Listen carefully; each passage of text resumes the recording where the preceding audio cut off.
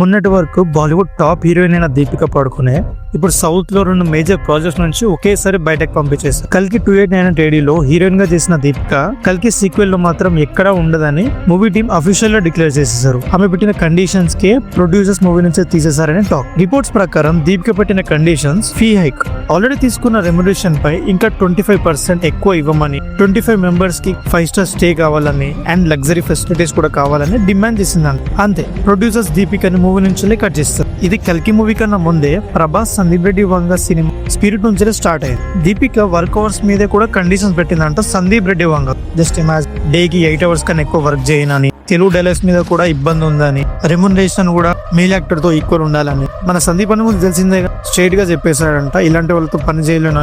అంతే, స్క్రిప్ట్ నుంచి దీపిక అవుట్. మీరేమంటారు? దీపిక కెరియర్ సౌత్ లో ఆల్మోస్ట్ క్లోజ్ అయిపోయింది, లేదా జస్ట్ టెంపరీ గ్యాప్ మాత్రమే? మరి ఇది ప్రొడ్యూసర్స్ తప్ప లేక దీపిక ఫాల్టా? మీ ఒపీనియన్ ని కామెంట్ చేయండి.